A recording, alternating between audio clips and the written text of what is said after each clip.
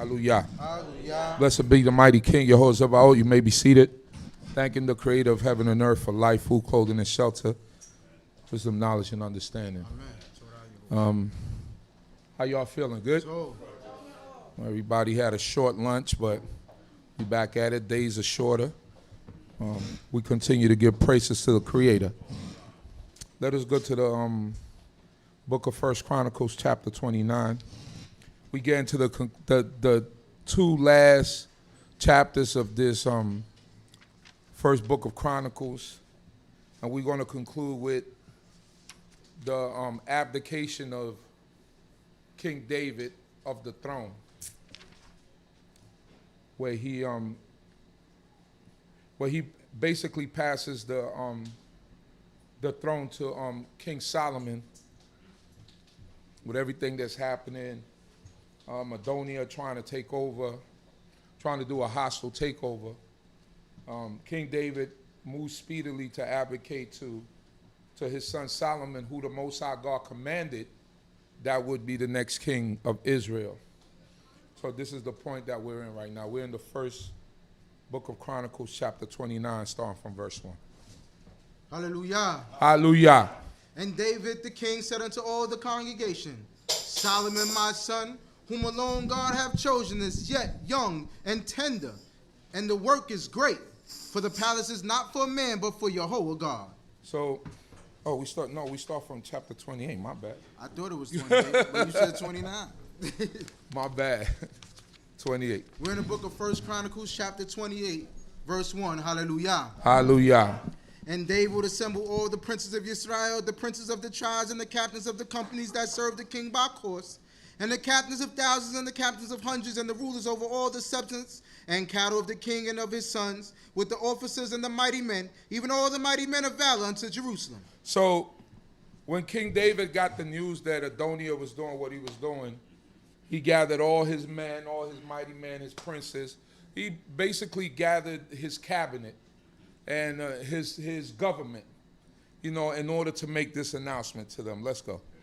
Then David the king stood up upon his feet and said, Hear me, my brethren, and my people. As for me, it was in my heart to build a house of rest for the ark of the covenant of Jehovah, and for the footstool of our God. And I had made ready for the building. First thing that's important is King David is very sick at this time. Remember, when we go to 1 Kings chapter 1, I believe, or 2 Kings chapter 1, it speaks about David's condition. Mm-hmm. He couldn't get warmth. Remember that? Yeah. And they had to get him the young damsel. They said, we know what's going to get him. We know he like women. So we're going to get him that young damsel. Yeah. And nothing happened. And all she did was nurse him till he died. But nothing happened. They said, we surely know that he's dying now, because if he had any strength in him, he would have took that young damsel. So they, David is in a real feeble state right now, but he had the strength to stand up. This is like one of his last acts that he has to do, and advocating the throne to his son. Advocation, a lot of people don't do that. That's like a succession plan. Some people don't put that in order. Some people die, and they just say, hey, the Wild Wild West. They don't have anything in order. They don't have the next leadership lined up. They don't have anything straightened out. And this is a lesson for all of us. We don't necessarily die as kings or queens or anything like that, but it's important to have your matters in order, to have your paperwork straight, so that when you leave up out of here, people understand and know what are your wishes.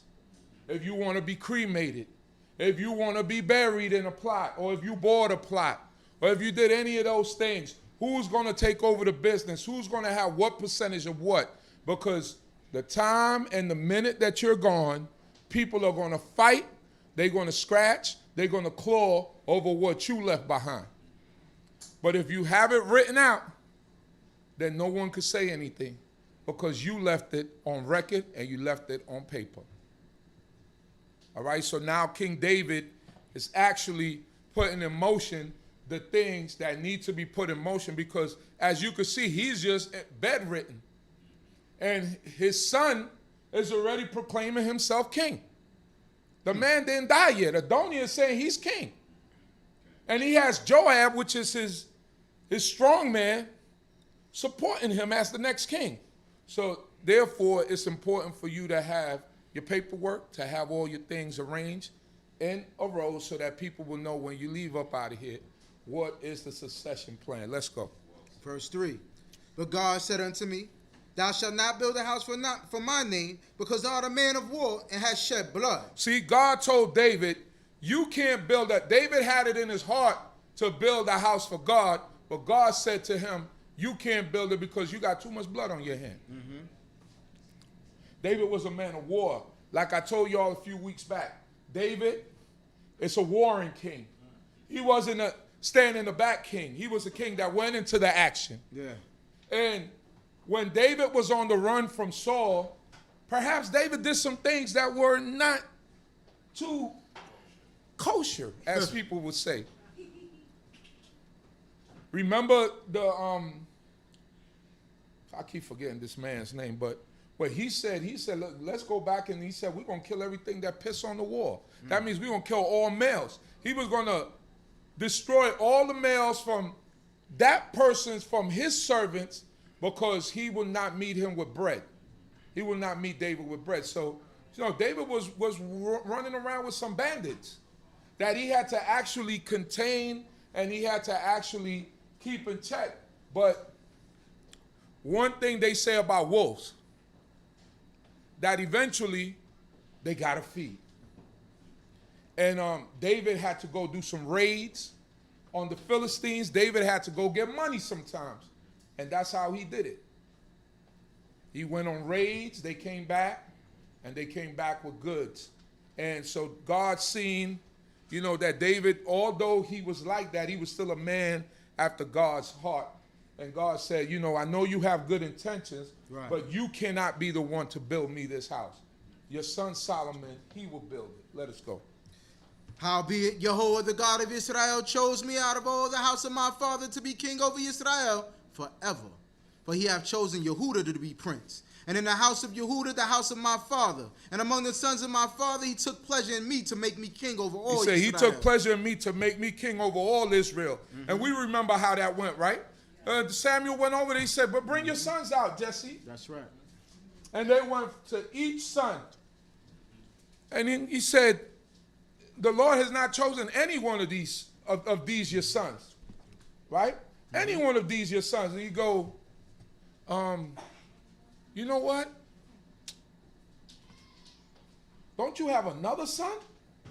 And he said, yeah, I got another son. That's the young boy. He's out in the field with the flock. He said, well, I can't go anywhere unless he comes. That's right. And as soon as he saw him, he said, that's the one. And he blessed him. He poured the oil over his head. And then he told Jesse, he said, the Most High God don't look at the outer appearance. Right. He said, but he look at the inside of a person. So the Most High told Samuel that. He said that the Most High God don't look for the outer appearance. He look for what's inside of a person. Mm-hmm. So you could be big and strappy and you could be strong, and that don't mean nothing. Not to God. You could have muscles on top of muscles, and you could look intimidating and it'd be a skinny dude that knock you out. That's right. It'd be because David's heart was so built up. They said David will go out there and get face to face with the lion. Mm-hmm. But it was lions got claws. But if you are in the jungle and you're used to being in the jungle, you know how to handle a lion. Mm. And some coaches, that's the rites of passage. They leave you out there and you got to kill a lion. At 13, 12, 14 years old, you have to kill a lion. And if you don't come back, they obviously know that you didn't make it. But this is rites of passage. But you were trained to learn how to handle a lion. Because you don't want that lion to catch you with them claws. So David said he got face to face with the lion. When they were still one out of the flock, he had to recover it because he couldn't come back to his father saying, I lost one. Right. So when the bears attacked, he said, I had to get in their face. So this is David. David knew the art of war from when he was young. And you didn't look at his stature because he went up against Goliath. The story of David and Goliath is a story of someone of great stature, or something that seems like is not obtainable, but it's obtained. Right. So, man, how you going? You got all these grown men that was afraid to go out there and fight, and David said, who is this uncircumcised Philistine? That's right. That cursed the army of the Lord. That's right. So they put armor on David, but David wasn't trained in that. He didn't know how to fight with all the armor on. He said, nah, I don't feel comfortable with this. So what he went and got? He went and got that 9mm. That's what it was. He went and got that 9mm, that 4.5. They say he got him 5 smooth stones. He said he put him in his sack. The Philistine told him, Goliath he said, you send me a child to fight against me? He said, I'm going to feed him to the birds of the heavens. David said, stop talking. David started running to the Philistine, running to him, slinging that slingshot. That sling, and let it go. Whap! Right between the eyes. Boom, sunk right in the skull. That's that 9mm. That smooth stone cut right through that wind. Yep. Bow! When they knocked him down, David stood over and cut his head off and brought it back to King Saul. He said, this is who y'all was afraid of? So the Most High God put in David the courage and the heart to be a warrior. So David knows about, it's not the appearance, because I was the runt. Yeah. And Samuel didn't think it was me. And Samuel is the man of God. That's right. But God don't look at the outer appearance. He look at what's inside of you. There's a quote, I think it's Mark Twain, it says, you don't look at the size of the dog of the fight, but you look at the size of the fight in the dog. So you can have a little pit bull, little 30-pound pit bull. He goes up against a Rottweiler, and you think the Rottweiler, the 80, 90-pound Rottweiler, gonna maul him. And all you see is the Rottweiler gets on top of him, and that pit bull gets underneath him, and he just starts grabbing and starts shaking and starts shaking. He starts shaking. That Rottweiler after a while gonna curb because he don't got that in him. He don't got that in him.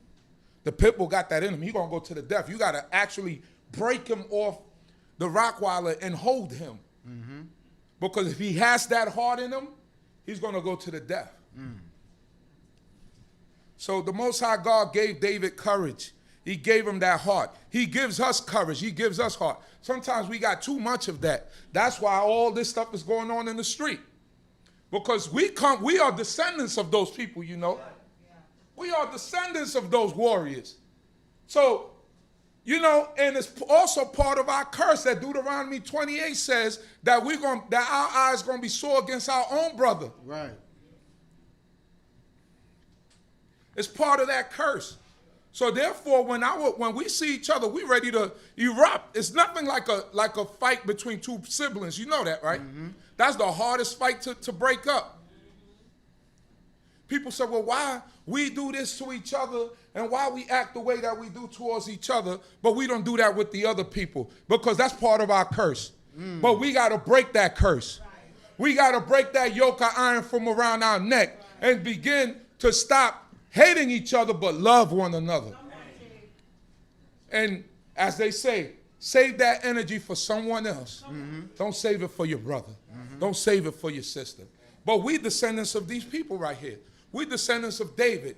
We descendants of Joshua. We descendants of warriors, warring kings, warring generals that were not afraid to take the step.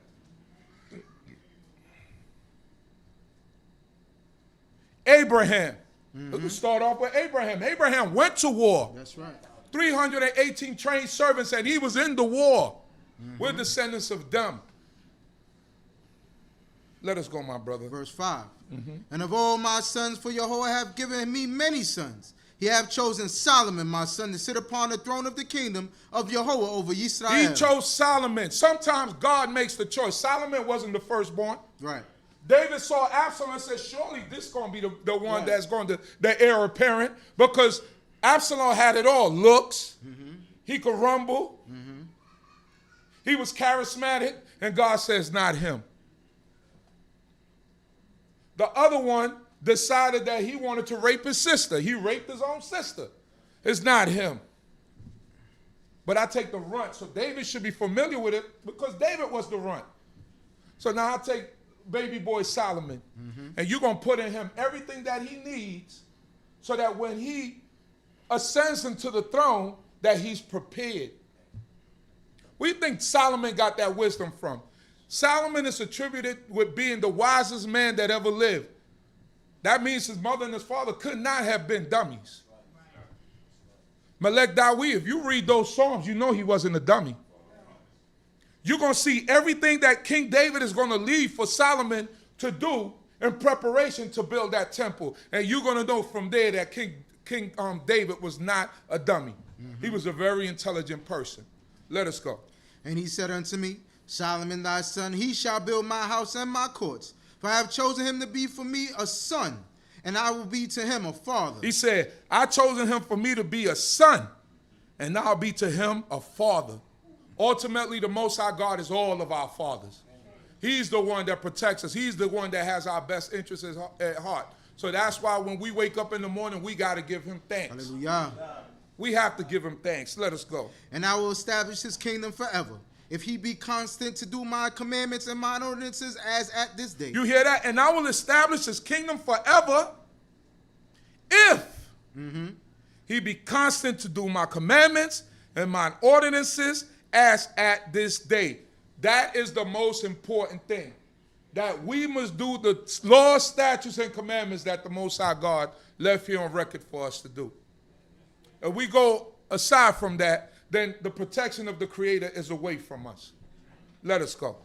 Now therefore, in the sight of all Yisrael, the congregation of Yahweh, and in the hearing of our God, observe and seek out all the commandments of Yahweh your God, that ye may possess this good land and leave it for an inheritance to your children after you forever. That's an advice that any father will give to a son. That's the desire of every parent to a child. Hey, listen, before I leave this earth, make sure that you're on solid ground with the Creator. That's right. Make sure that you follow the law, statutes, and commandments. Make sure that you don't go astray or you don't go aside from what the Most High God has commanded you. This is what he's telling him. Because David has experience. He said, look at your brother. He raped your sister. Look at your other brother. He sought to take over my kingdom, and he laid with my women. This is what was going on in David's house. So Solomon had a lot of examples of what not to do. That's right. You think David didn't speak to him about that? He had to. That's right. He said, don't fall into that. This is a pit right here. That's a landmine over there. Be careful. Let us go. And thou, Solomon, my son, know thou the God of my father, and serve him with a whole heart and with a willing mind. You hear, with a whole heart, not with a half heart, with a whole heart, serve God. That means with every fiber of your life, you serve God. Every decision that you make is always with the Most High God first. If you equip yourself with that, things will go much easier for you in life. If you think of God first, every decision that you make, filter it through the Torah. And I guarantee you that things will go better for you. Sometimes as young people, we think we could do things on our own, but you quickly realize that you can't do things on your own. You have to think of the Most High. Ask anyone that was young and now they're older. Anything that they try to do on their own, whether it worked out for them, without considering the Most High God. That's right. It doesn't work out. No matter how good it might seem, it doesn't work out. You will end up like, when you don't have guidance and direction is the only way that you could savagely murder someone, take someone all the way to another country to murder them, and then come back and tell their mother that they died of alcohol poisoning. What type of mind is that? Just think about the savagery that it takes for you to be in another country with someone else. Not only are you there with them, you beat them to death, and then you come back, you fly back to their mother or to their parent and tell them that they died of an alcohol overdose or alcohol poisoning, when in reality you were the one that was putting hands on feet on them. That's the type of mind that we're dealing with right now. And that's a mind that's godless. That's a godless mind. So if you don't protect, if you don't incubate yourself with Torah, that's the type of mentality that you got to deal with. And those are the type of people that you begin to hang around. That your life will mean nothing to them. Your life, your precious life will mean nothing to them. That poor girl, she wasn't even fighting back. Now, I don't know what generation that is, but in my generation, if I was fighting with someone and I dropped them, I let them get back up. Get back up. Let's go. We shooting a fair one. Let's go. I don't want to stomp you out. I want you to feel these hands, not these feet. That's why I want you to feel these hands. And a lot of the people you fought with was people that you ended up being cool with. You know why? Because if someone fought back and they had enough heart to fight back and they caught you a couple of times, you said to yourself, I'd rather this person be my friend than be my enemy. I could go to battle with him. Even when you get locked up and you let's say like you in Rikers Island and you there for a skid bit or something like that, and you hanging around, and you can have people on your block that's locked up with you. They want to see how you're going to get down first. They're going to let incidents happen to see if you're going to fight or if you're going to run. If you're going to be washing people's clothes or you're going to fight for yours. So sometimes I bring that up because sometimes in life you have to stand up and fight. Can't run away. You got to confront your issues head on. And you can't flee from them. You have to stand up and fight. That's part of life. It's part of especially being a man. You got some women warriors too. But that's part of being a man, because if harm comes to your family, you have to stand up. You can't be running out the door first and leave the wife and children behind. And you said, you know what I mean? Like, do save yourselves.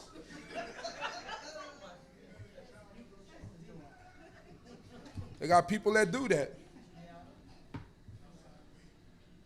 Save yourself. You got to be able, that's why men go to war. That's why men stand at the gate. Because even if they come, they are overcome by the attacking army, they don't live to see their family, their wife, their daughters ravaged and raped and all of that. They'll rather die before they see that. That's what a real man does. That's what the real warriors do. I'd rather die than to see my family broken down. So I'll die fighting. And when you fight, you got a chance. But if you coward, you don't have any chance. These are all life lessons. Don't let life get you down. But sometimes you have to see the battle head on, and you have to fight. You can't be afraid of the fight, and you can't be afraid of the battle. Because God didn't promise us a rosy life. There's going to be obstacles. There's going to be ups and downs. But it's the size of the fight in you that's going to determine whether or not you overcome it. Let's go. For Yahweh searcheth all hearts, and understandeth all the imaginations of the thoughts. If thou seek him, he will be found of thee. But if thou forsake him, he will cast thee off. If you seek him, he'll be found of you. But you got to search him out. You can't search him out by having a double heart.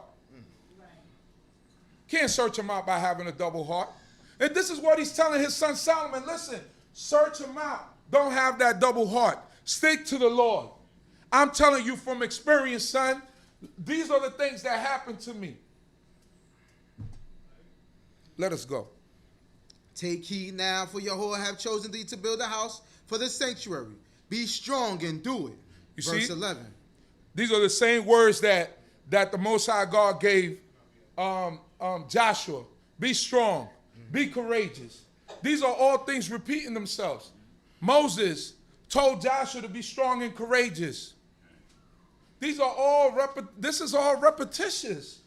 Let's go. Then David gave to Solomon his son the pattern of the porch of the temple, and of the houses thereof, and of the treasuries thereof, and of the upper rooms thereof, and of the inner chambers thereof, and of the place of the ark cover. You see, that David was an architect.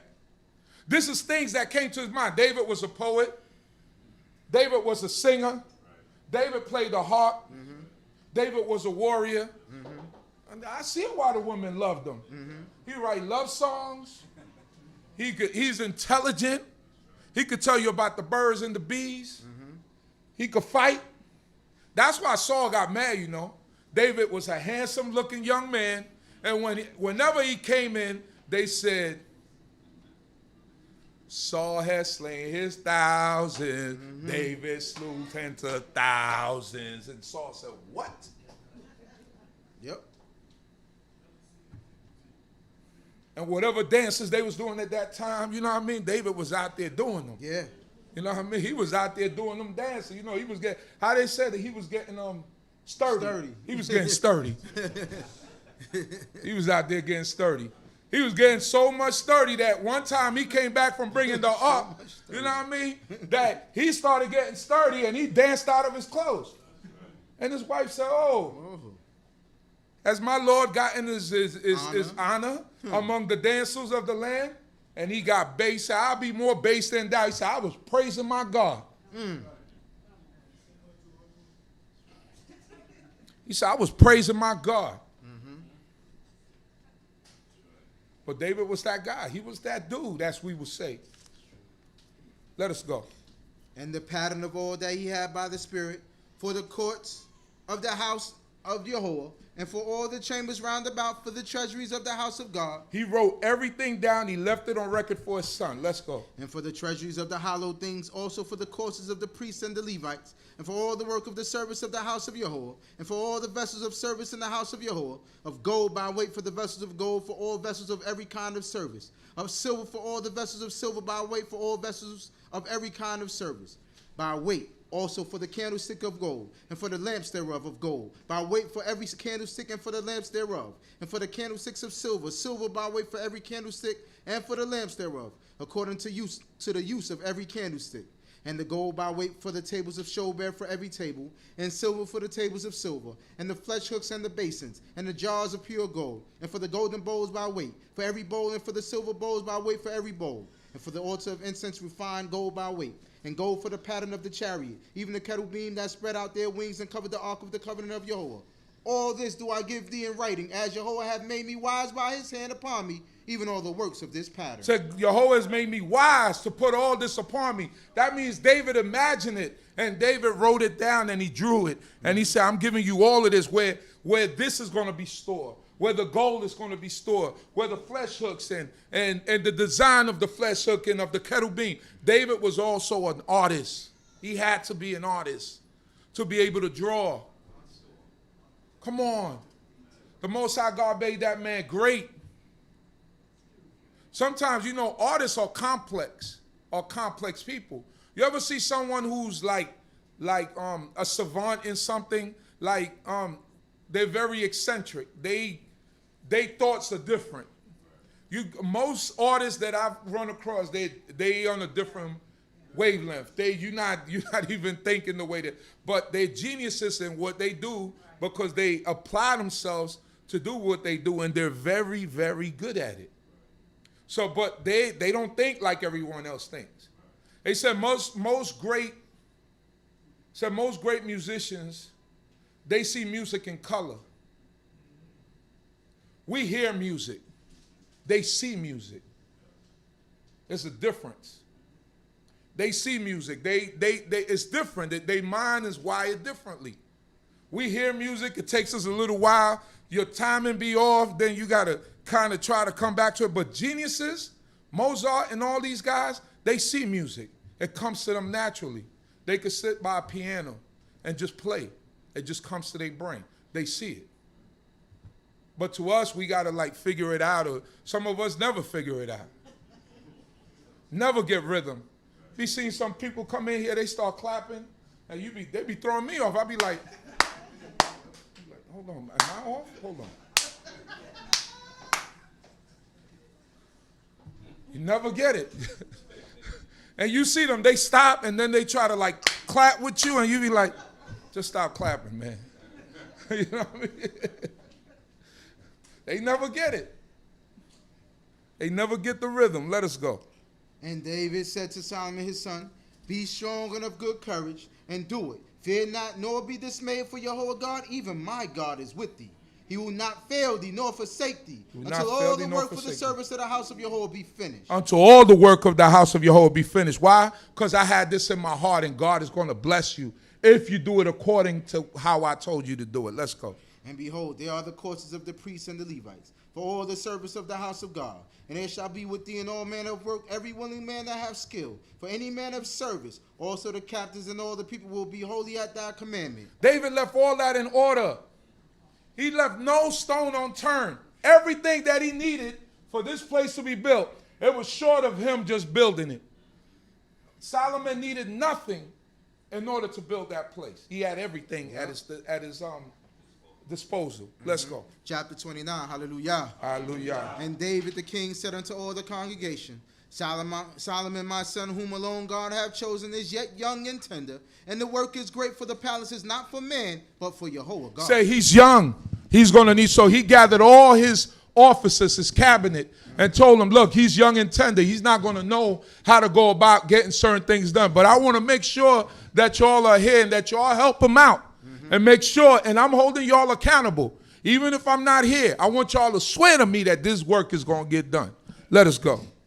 Now I have prepared with all my might for the house of my God the gold for the things of gold, and the silver for the things of silver, and the brass for the things of brass, and the iron for the things of iron, and wood for the things of wood, onyx stones and stones to be set, glycerin stones in the diverse colors, and all manner of precious stones and marble stones in abundance. In abundance. Moreover also, because I have set my affection on the house of my God, seeing that I have a treasure of my own of gold and silver, I give it unto the house of my God, over and above all that I have prepared for the holy house, even 3,000 talents of the gold of Ophir, and 7,000 talents of refined silver, wherewith to overlay the walls of the houses, of gold for the thing of gold, and for the silver for the things of silver, and for all manner of work to be made by the hands of the artificers, who then offer willingly to consecrate himself this day unto Jehovah.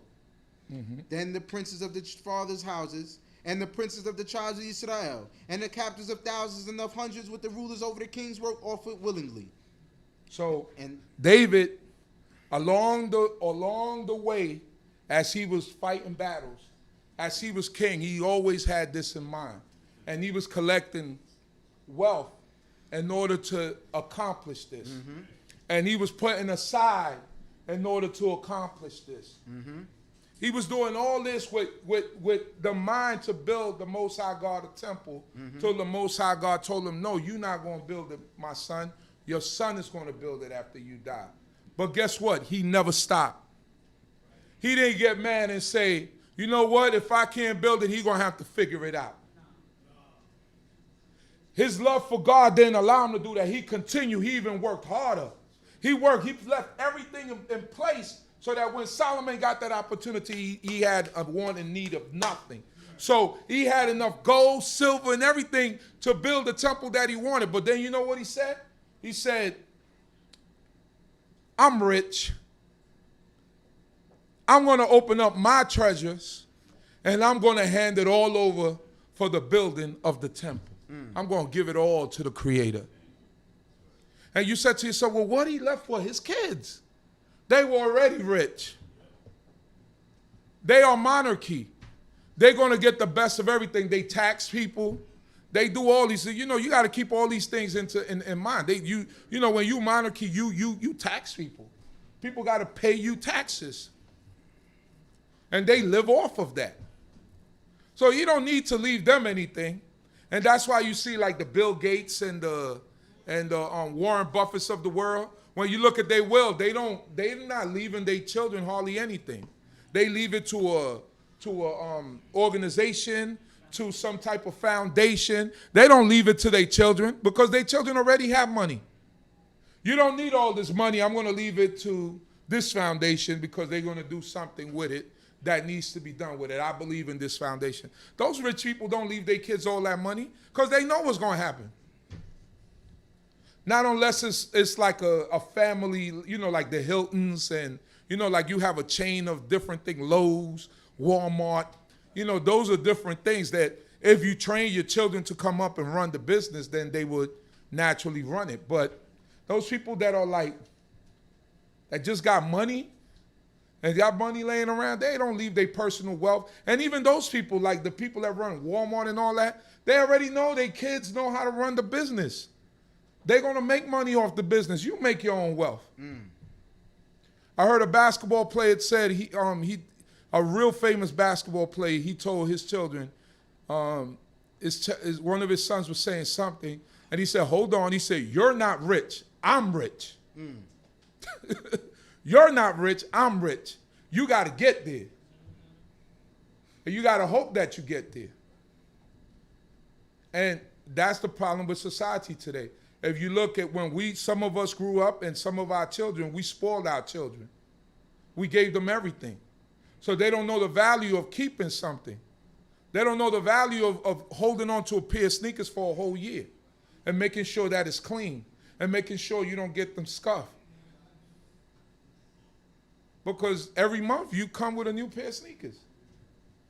So I'm scuff these ones up. It don't matter because I'm going to get another pair next month. And our desire to give them what we didn't have, we spoiled them and we destroyed their mentality. Because they haven't earned anything. We don't even give them like, this is what you have to do. And if you want this, you got to work for it. Yeah. And if you don't do it, you're not getting it. Because we felt like, man, you know, I didn't have it when I was growing up. I'm going to give it all to my children. But sometimes that's not the best way. Let us go. Verse 7.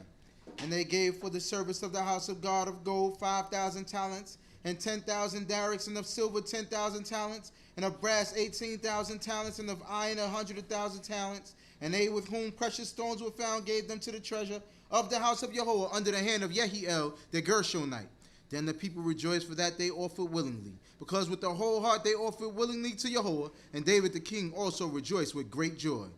Wherefore David blessed Yahweh before all the congregation. And David said, blessed be thou, O Yahweh, the God of Israel, our Father, forever and ever. Forever and ever. Thine, O Yahweh, is the greatness, and the power, and the glory, and the the victory, and the majesty. Uh-huh. For all that is in the heaven and in the earth is thine. Uh-huh. Thine is the kingdom, O Yahweh, and thou art exalted as head above all.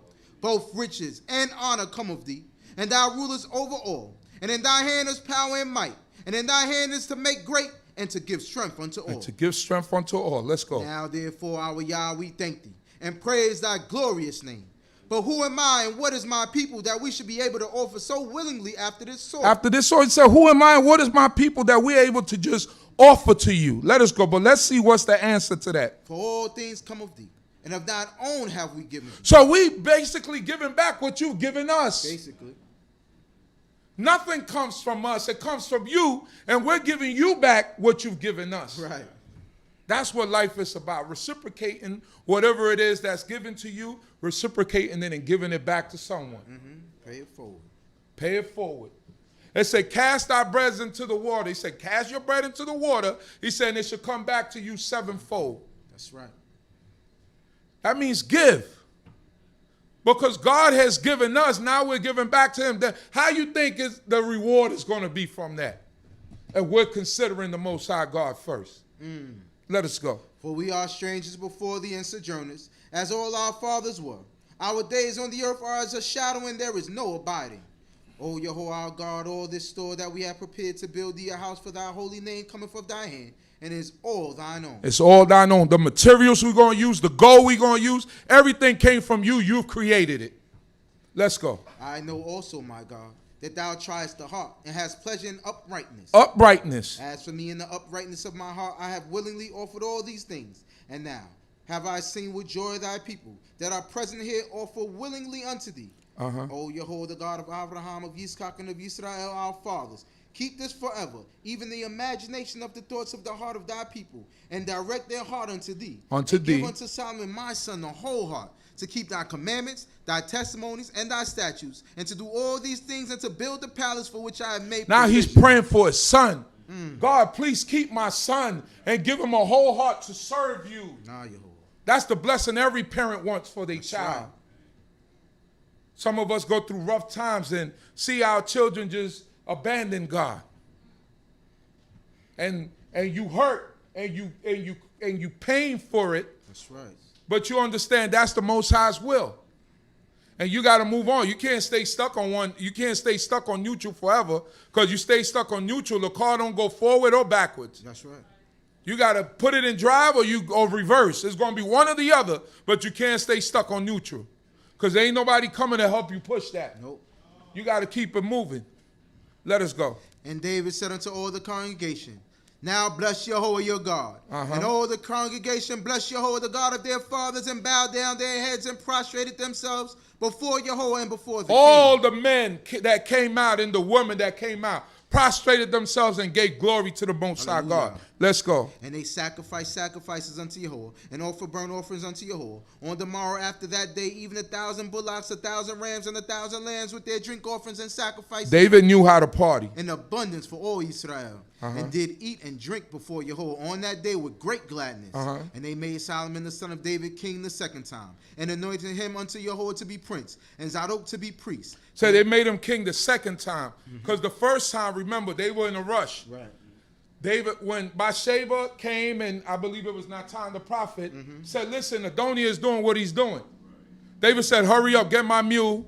They said, make sure Benaiah, make sure the Peletite and the Keletites go out there with him, and also send Zadok. I believe it was Zadok, and I believe Nathan the prophet was out there, so and proclaim to the people that Solomon is now king.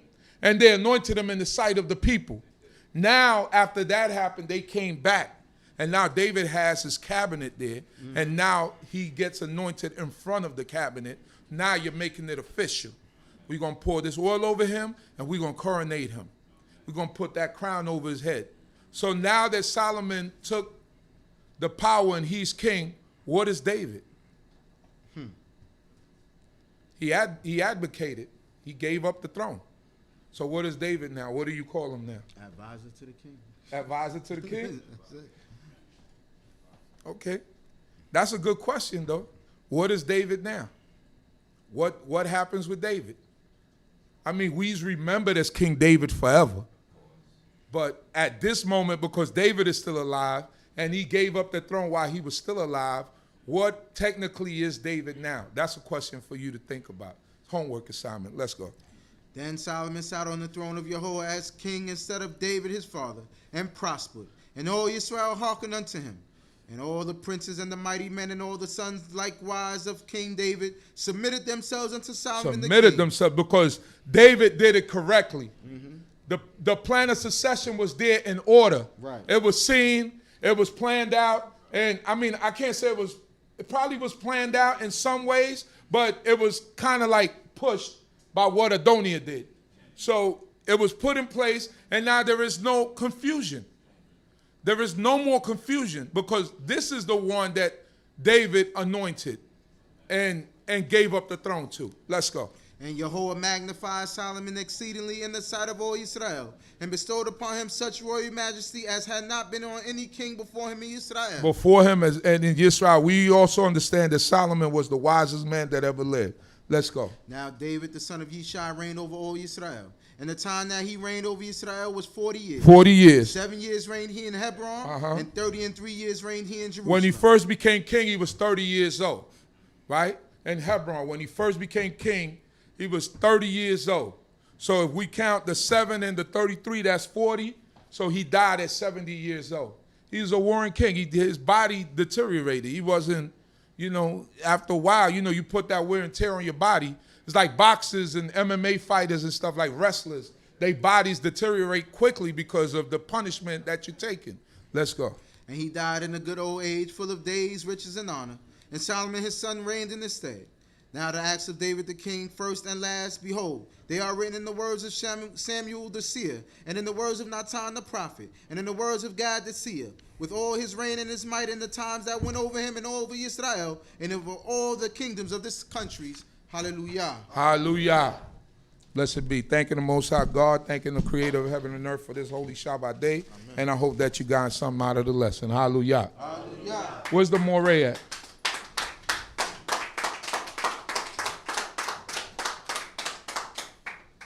Moray around here.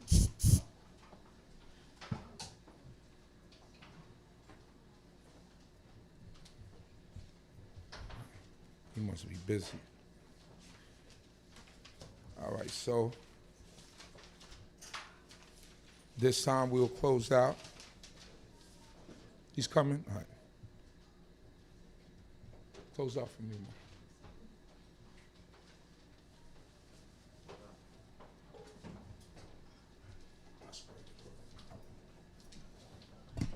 Hallelujah.